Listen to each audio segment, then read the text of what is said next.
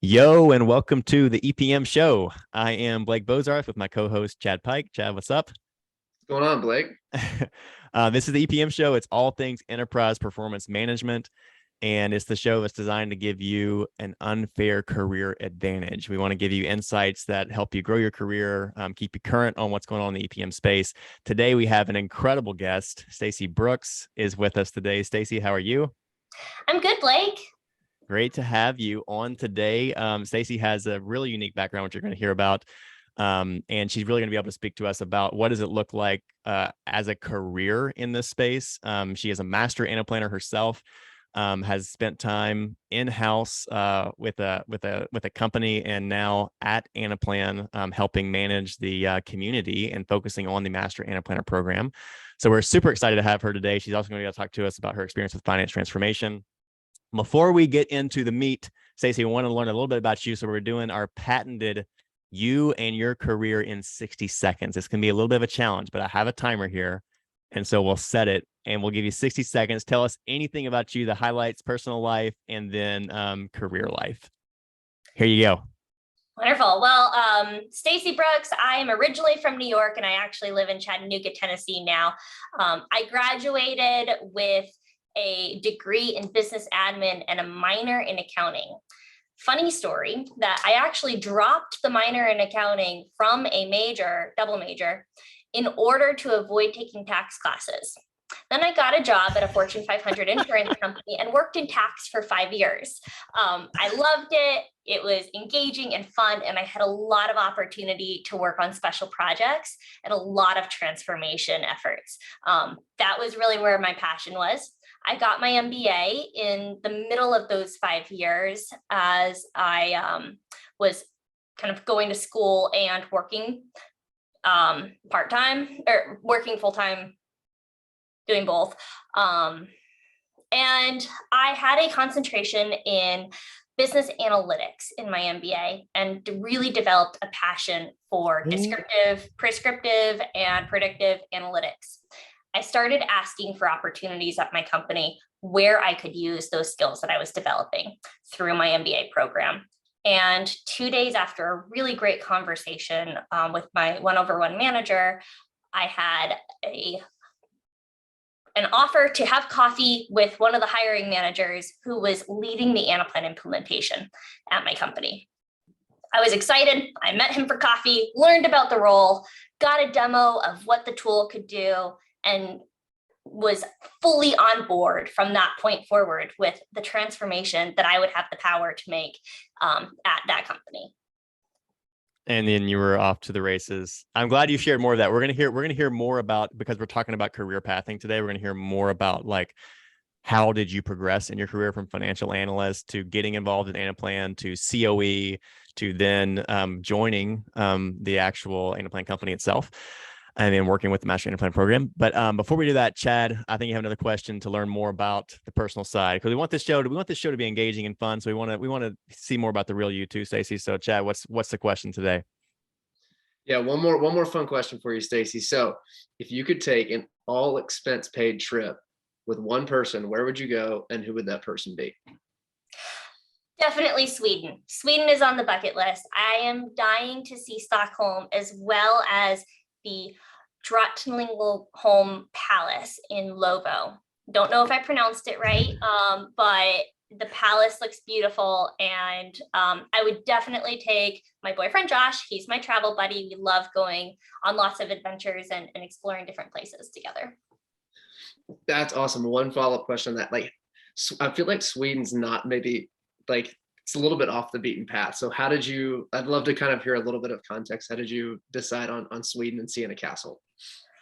Well, Sweden also has a lot of great hiking, and I watch a lot of travel bloggers.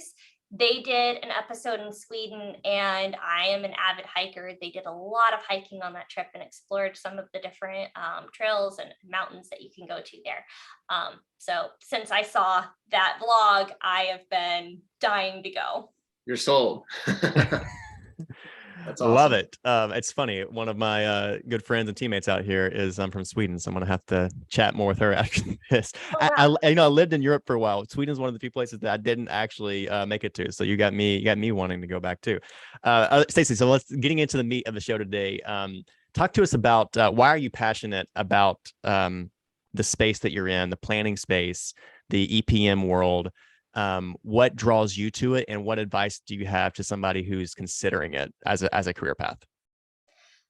As someone who really loves being able to take broken processes or inefficient processes and drive value through fixing them or standing something up with more modern technology, there's a lot of opportunity for someone who has the skill set or wants to develop the skill set to be able to come in and drive value through their efforts in transformation. I think that's what excites me about the space. I love to see the value gained after an implementation. That's cool. And from a career growth perspective, talk to us about your experience and for somebody who's interested that, hey, yeah, I think I'm interested in like the substance of the work. But I don't know as much about like what the potential is for me in terms of how I could grow in my career, both from a responsibility leadership perspective, exposure across maybe different parts of an enterprise, and then also income potential, of course, too. How do you look at that? What does your story look like in terms of your growth? And then how would you talk about growth to somebody that's considering this as a career?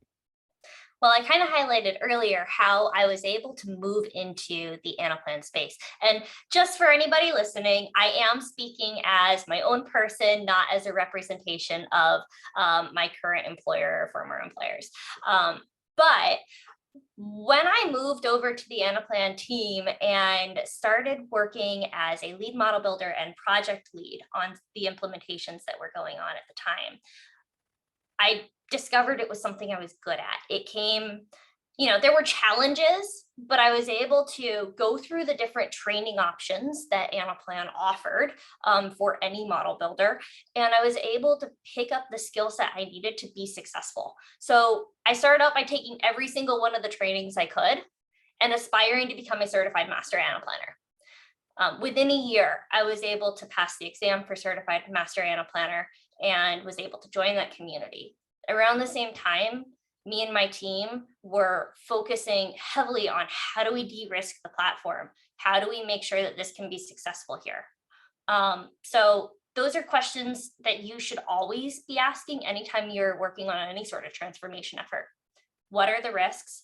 How do I de-risk the process that we're going through? And I got really good at those questions too. So we developed the Center of Excellence, and I was able to join that team as a Center of Excellence model builder and project lead. Eventually, I was able to actually take over leadership of the Center of Excellence. So I was able to kind of grow into my role as a model builder and as a project lead. I was able to learn about guiding teams through an implementation. And then I was able to take over leadership at the Center of Excellence by taking ownership over the governance aspects and making sure that I kept risk as a key focus. As I moved forward through the Center of Excellence leadership, I recognized that there are other opportunities out there that I was interested in outside of my company, and was able to move over to Anaplan, actually working on leading the Certified Master Anaplanner program. So I get to connect with all of the Master Anaplanners who were in my shoes, who were in the same shoes that I was when I was leading the Center of Excellence or when I was leading projects and implementations. And I get to see their perspectives from such a broad set of individuals worldwide. That's really cool. I'm glad you shared that because what stands out for me is that here you were as a financial analyst, and it's almost like you discovered this thing, right? Like this system, this platform that fundamentally changed your career trajectory in a lot of ways. And you latched onto it. You've discovered you were good at it, and you poured yourself into it. Quick question. You mentioned you were able to get to Master Anaplanner within a year. That seems very impressive. What's the typical kind of timeline for somebody from when they're starting in the Anaplan ecosystem to if they do have that really that goal of becoming a master Anaplanner, how long does that process typically take? I was model building and leading projects full time. And so there is a difference between someone who's model building part-time and then doing a lot of data analysis or a lot of financial analysis kind of as their other half. Because I was doing it full-time, I was able to develop that skill set very quickly. I was completely inundated in all things Anaplan.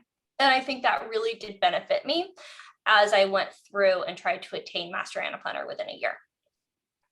The typical timeline can look anything from 1 year as a minimum, just because the requirements to become a certified solution architect, which is the last step before you can become a certified Master Anaplanner, the requirement is to at least have 1 year of Anaplan exposure or prior certain technology exposure. Stacey, one quick question on this. I think listening to your career progression, I know we kind of talked about it a little bit at the beginning, but listening to it kind of beginning to end, one of the things that I think is exciting and would love to hear more about is the progression into not only the technical side of model building, but also the people leadership aspect of that. And it sounds like as you grew in your technical skill set, Anaplan almost gave you a little bit of a platform to grow as a people leader. Can you just talk about maybe that progression for a little bit as well, and what that might mean for someone else who's considering entering into the space? Absolutely. I was able to really develop myself as a people leader because I was working with other model builders and helping to train them. As I progressed in my skill set, I started training. We had almost 30 other model builders within our platform ecosystem. And I started working with a lot of the newer ones as they had questions and helping to guide them. And if someone was running into a problem, I would sit down and look at it and kind of took the teach a man to fish philosophy more than just a let me fix this for you philosophy. And by taking that training philosophy with others, it kind of challenged my knowledge and helped to accelerate the way I communicated with them, and helped to kind of level with what are their challenges and how do I best enable them to surpass their challenges. And that really helped to develop me as a people leader, because as I took over the Center of Excellence leadership, it was, there was a lot of change going on at the time and a lot of new model builders coming in at the time. So I had kind of more people that I was working with kind of all at once. And I had to really make sure I was enabling others and putting that focus out there to make it possible for them to do better and do what they needed to do, because I couldn't do it all myself. That's awesome. It sounds like as you progress technically, it compounded into giving you the opportunity to progress as a people leader, which then helped you progress technically again as well, because you were teaching instead of just doing. It's really, really cool to hear about. So we've talked about, Stacey, how the Master Anaplanner it's an exclusive group, right? So for somebody who's in the ecosystem that aspires to that, to attain that level, what are the I guess what are the tips of advice that you would have in order to get there, and then to best, I guess, leverage their influence and the impact that they can have for a company? So yeah, it is a very, very small group of individuals worldwide. The best way that I would recommend someone goes about becoming a certified Master Anaplanner is to find a mentor. Identify someone within the Anaplan platform who will help you clear the roadblocks you have in your skill set. So if you need someone to help you clear the capacity to be able to go through all of the levels of training, get that person engaged so that you can have the time to go through the 3 different Anaplan trainings that are available. Get through the certified model builder level. So that's level 1 and level 2 training, and get a mentor to help guide you through making sure that your skill set is where it needs to be able to become a certified solution architect. That's level 3 and a design review. And then there's lots of resources on the Anaplan community site that specifically highlight the study guide for the Master Anaplanner exam, and frequently asked questions that other aspiring Master Anaplanners have about becoming a certified Master Anaplanner. Once you get into the program, the word of advice that I would have is just engage.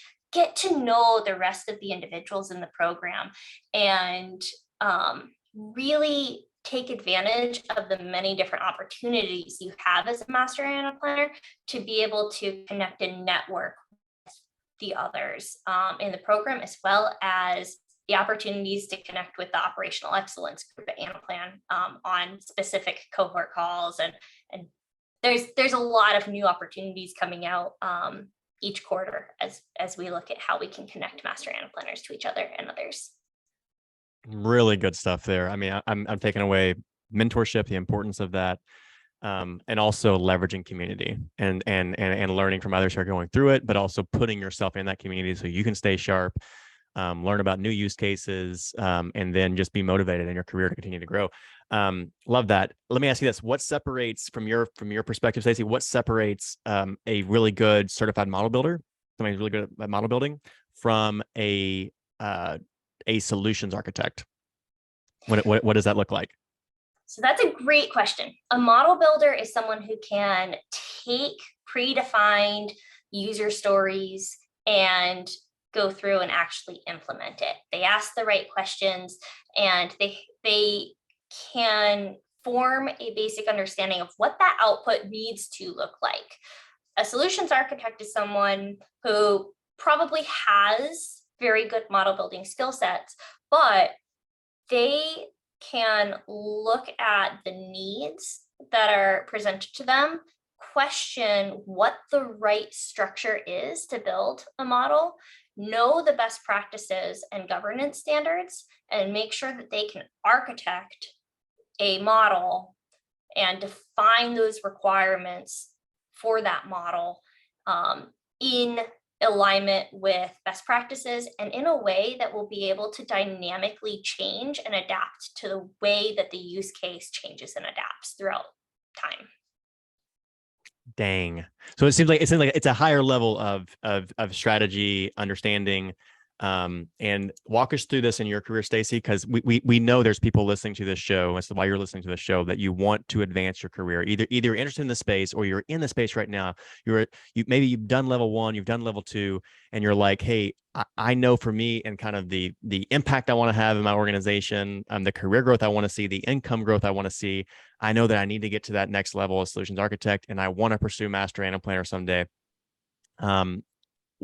What did it look like for you to graduate through those, to develop more of the kind of strategic perspective, to get and to have an impact on the transformation side of the house, developing kind of holistic kind of enterprise solutions that can flex?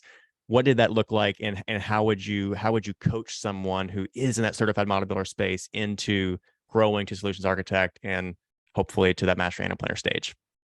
Yeah, if I take myself to my first couple months working in Anaplan, some of those error messages just didn't make sense to me. You would put in a formula and it calculates everything real time. So if you put in a formula wrong, it has to recalculate everything right away. And you get something called a toaster box. And I got that toaster box a lot. Our team used to have a toaster award. It was called the Brave Little Toaster. It was a VHS, and it used to get passed around to whoever's desk had the toaster going, and the message box would pop up, and it would actually say Stacey Brooks is making changes to the model. And whoops, all right, so the formula wasn't right. I'd get my toaster. But as I started understanding more of the logic, as I started understanding more of how the calculation engine actually works for Anaplan, those error messages started making a lot more sense. Especially if you pull up Anapedia and you look at the actual structure of the formulas, it's like, oh, that's what it means by source and mapping. In here, it's in the formula, it says source and mapping, and mine are backwards. Common mistake. But I started developing my skill set more. I started understanding the calculation engine more. I was completely inundated in Anaplan. So that progression did get easier for me because it's pretty much 100% of what I was doing at the time. As I understood the calculation engine more and why certain formulas in a certain format are going to actually be more efficient than using a different way of building it, that's when I started to progress more into that solutions architect. I would be able to actually take a true, full, undeveloped, not replicatable need and know what questions to ask. What are the dimensions that you need? What lists do you need to create? How do I need to structure this data to create that end result that you need?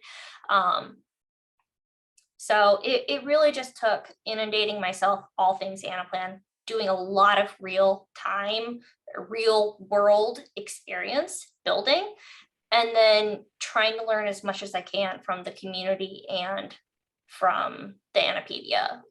That's really good. I love the concept of it's a progression of like knowing what questions to ask. Like it's just there's a different level, I guess, of understanding and strategy behind it. One more question for you related to this. When you see people that are stalled in their career and they aren't moving up, what are the things that are usually holding them back? I think it's probably not taking the time to pursue the goals that are going to help them elevate themselves in their career. I took the time to go in and learn all that I could about Anaplan because I knew it was something I could be passionate about, and I knew it was something that could help me elevate my career. I did all of the trainings because it made me more technically savvy and be able to advance to certified Master Anaplanner level. And I think that people who are stalled in their career need to look at what ignites that passion in them, what gets them fired up, what gets them excited to go to work that day. Find those things and then try to identify how that drives value back for the organization. And if they can tie their passion together with value for the organization, then you can elevate your career. Stacey, I love that. What I'm hearing you say there is taking time to work on your career, not just in your career, taking that step back, looking at the big picture for, yourself personally, and then also kind of in the organization. And, one of the things, it's been fun to sit back and listen to kind of your progression. And it's almost seems like you were progressing in Anaplan as your company was progressing in Anaplan, because like you joined the team at the very beginning. Can you talk a little bit about, what it was like to stand up a COE and what made that transformation hard and the things that y'all did to overcome maybe some of those obstacles or roadblocks? Yeah, so we had the benefit of having really strong governance already stood up on other applications. That kind of, we had, me and my manager, we had already exposure to what some of those change management processes look like for other applications.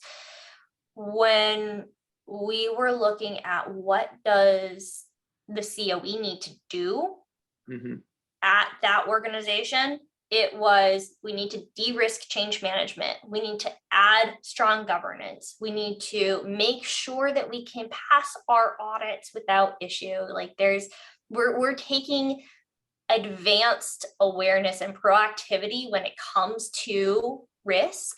And that is what audit is looking for, is do you have risk in your processes? So basically make audit your partners and your best friends when you're coming up with your governance standards, because they can be a really strong partner as you develop that. And we called them in voluntarily and we said, can you review this? Because we want that set of eyes to tell us if you think that we're missing anything. So that was an additional step that we took, that was completely voluntary and so beneficial. And we learned from our mistakes. We assessed what's working and what's not. And in some cases, there were some things that weren't, so we adapted. You can come up with a really rigid, really good governance structure. And then if it's not working in some areas, you have to be willing to come in and say, what would work better? So getting creative in some of those areas as well. That's awesome. One follow-up on that. You talk about, it sounded like your organization had that foundation of strong governance already in place. What would you say to maybe a model builder or a solution architect who's trying to stand up a COE, and maybe that strong foundation of governance is not currently in place, or it's not maybe where it needs to be? How would they approach that? Well, from your perspective, what should they do? Just start somewhere. I think that's one of the best pieces of advice, and it's applicable to almost everything, is just start somewhere. Even if you don't have a foundation, start one. Start writing down. And as you encounter challenges, as you encounter problems, think about, like, take the time to step back and actually think about what could have made this not a fire drill? What could I have done in advance to ensure that this wasn't a problem? And I think testing, just having, like, creating a culture of testing goes a long way. If you test your changes, I mean, it's really easy to go in and put formulas in all over Anaplan. I love it. It's really a great platform to build on. But if you're not testing the outcome of what the formula is, then you're not actually making sure that what you built is working the way that you expect it to. So creating a culture of just testing changes can help to eliminate a lot of the risk. So good. Stacey, you've given us tons of nuggets today. And your career story is just very inspiring. So that's why we really wanted to be able to feature you, to show, like, what does it look like when you can latch on to an EPM system like this, Anaplan, of course, one of the leading ones, and how that can just fundamentally accelerate your career trajectory. I know from our time working together, because we worked together, we even talk about that. We worked together in the same company for years, and seeing the way that you've blossomed. And I know a big part of that has been you found something that you were super passionate about, that you found you were gifted in, and you seized the opportunity. So me and Chad, that's why we're doing this show. We're very bullish about the career potential in this space. And you are a prime example of what it can look like to, again, take advantage of it, because it's a growing space, it's a growing industry, and there's so much demand for qualified talent in the space as a model builders, as solution architects, as master Anaplanners, more holistic leading. And to see kind of the way your career has migrated over the last few years, even, is just it's just unbelievable. Also got some great takeaways, and getting Sweden on my list as well, and the Brave Little Toaster. I take that to my kids. I totally forgot about that movie. What a funny way to say it. Hey, if somebody wants to chat more or learn more about you, Stacey, and your career, where can they look you up? LinkedIn is a great spot. I'm pretty active on it. Awesome. Well, hey, thanks so much for being here.